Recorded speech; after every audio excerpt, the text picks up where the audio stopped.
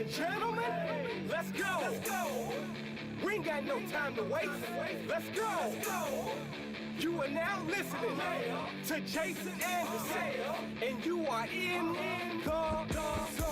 You're in the zone with Jason Anderson on Sports Radio 810 WHB.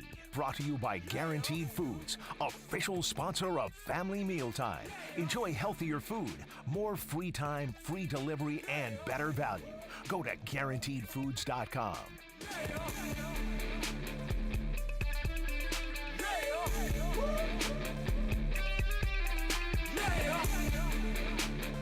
All right, a Monday edition of The Zone right here on Sports Radio 810 WHB. Jason Anderson with you, Josh Brisco, Dylan Michaels. We head up until 2 o'clock. The next 4 hours, we've got you a lot of stuff to get into and talk about and break down from a Chiefs victory over the Chargers. Victory Monday, 31-17. Chiefs getting the win and holding yet another team to sub 20 points on the season. Defensively, sub 20 points on the season.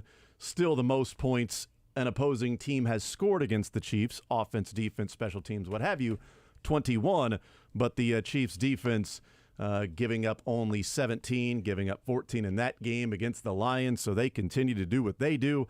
So a lot of stuff to get into and talk about from this one. 913-912-4810 is the text line, but it is a Monday after a Chiefs game. Day after a Chiefs game, we open up the phone lines, 913-381-810. If you want to weigh in and talk about this Chiefs victory.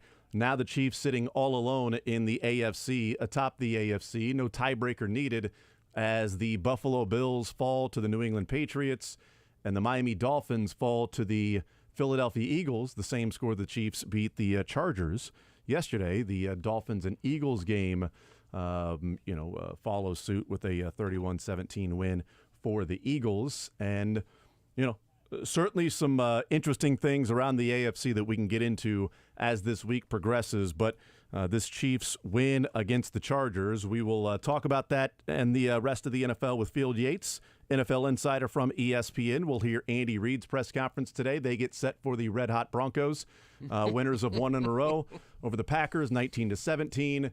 So the Chiefs and Broncos, both with winning streaks this year, will be matching up on Sunday, 3:25 CBS there in Denver. Chiefs 8-point favorites right now already for that particular game. So we'll talk with Field Yates. We'll hear from Andy Reid, and then Mick Schaefer will join us in the 1 o'clock hour. Little Learn, Funniest Best coming up in the 1 o'clock hour as well. 913-381-810 is the phone number.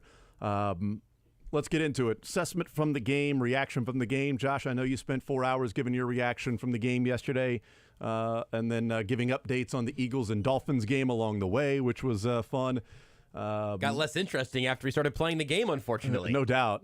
Yeah, and that game we can get into as well, just protection issues that may be there for the Dolphins that, they've given up 6 sacks all year. Okay. They gave up 4 to the Eagles, and how many of those 6 were against the Bills? So, they're not getting sacked against teams that may not be great defensively. They are getting sacked against teams that can pressure the quarterback. Okay, sounds great. Complete and total aside. But the Chiefs beat the Chargers, and one of the things that was a question last night on Sunday Soundoff, which is kind of what I wanted to start with here, is, as we look through the season so far for the Chiefs and these 6 wins and only the lone loss to the Lions, but the way they have played against these teams, what's the best win on the season for the Chiefs? Was it yesterday? Was the Chiefs' win against the Chargers the best win? And Stan Weber was on the panel, and Steve Walls was on the panel. And I threw out there I think the Chargers are, and I'll give my reasons. But I said, they did go to a place and win where Buffalo and Philadelphia couldn't in New York. So does that look like a better win along the way?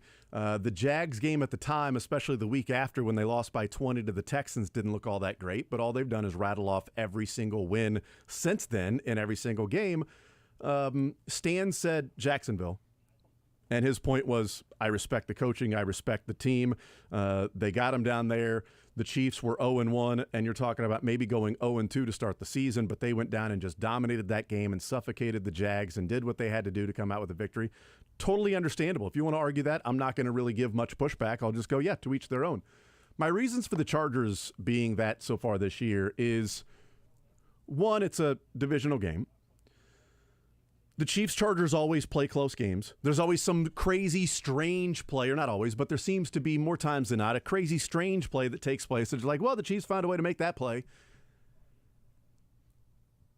The Chargers knew that this was it's not a must-win because it's not a must-win till it's a must-win. Ask Peter Vermees, and they've had some must-wins. Over the weekend was an absolute must-win for Sporting. That is true. And not only did they get into the playoffs, they're hosting. Their season didn't end months ago? Yes, it was I was pretty sure that was months ago. Must-win. But this felt like that for the Chargers, that they wanted to stay in contention for the division and not fall 2 games under 500. And sit at 2-4. So whether they were really the desperate team or the more desperate team or not, but the reason I came away with this one is, man, we had been wondering about this defense. Yep. We had been wondering what they would look like. And I know there are different ways of assessing what the best win is. And so I know why Stan went Jacksonville, the overall win. For me, it was like 6 weeks of, okay, how good is this defense? Okay, this defense is really good. But how good is this defense? 4-6 weeks. And they'll go up against a Chargers team, and they give up 17 points. None in the second half. Just a big old goose egg in the second half. 2 long drives for touchdowns, and that's it. A field goal drive, an interception in the second half, another interception as well in the second half, and just 3 and out, getting off the field and forcing real decisions for Brandon Staley going, God, I would love to go for it here, but I can't because it's a 3 and out. We're deep in our own territory. If this was like at the 50-yard line, maybe I go for it. But you know why it wasn't at the 50-yard line, Josh? Because they didn't give up first downs, because they didn't allow the Chargers to get to the 50 to the 45 where, okay, this is a questionable, all right, Brandon Staley's going to go for it. It wasn't exactly like Steve Spagnuolo talked about of get third and longs. The way we keep them from going for it on fourth down is third and longs and we make stops. Or fourth and shorts at their own, 34-yard line, at their own 33-yard line, their own 32-yard line. It's 4th and 1. What do you want to do? Oh, we got a punt. We're down 7. I think we can get it.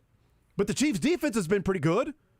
And if we don't get it, there's a field goal on the board, and now we're down by double digits. So, wondering what this defense would look like. And when they put up 17 quick points, they're like, oh, well, maybe it's a...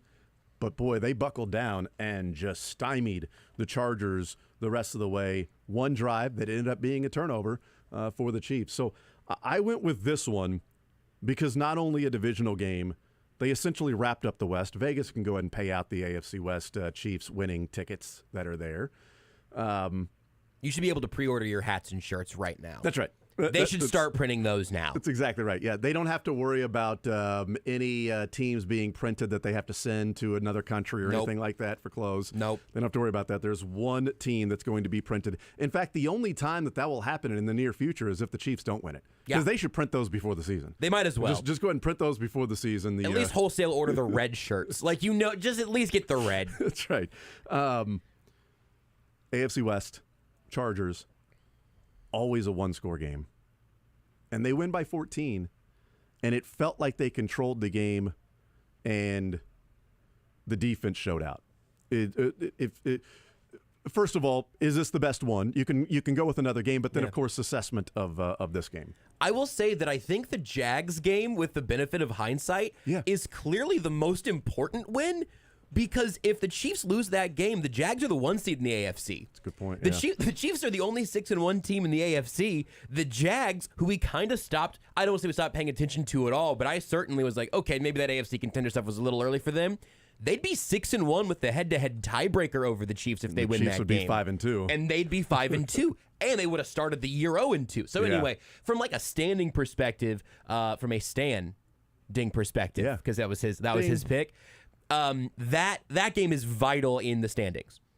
But yesterday was the most impressive game the Chiefs have played. It was the best game they've played. Most important win or whatever. Yeah, best game or best win could be two different answers. I think it is quality of win or importance of win might go back to the Jags for me. And it's kind of funny that there are like a few good options. Like the Jets argument is kind of a fun one. It's interesting. Yeah. But the Chargers game yesterday, it was something that we touched on a tiny bit on Friday, and one of the callers last night mentioned also that whole idea of like find the desperate team, the team back in the corner and all of that. We talked about on Friday. That guarantees you nothing. Desperation does not mean this team is going to win, take the points, whatever. But it does mean you're going to get a version of that team that understands how important it is. There's no excuse for sleepwalking. There's no trap game. There's no lack of intensity.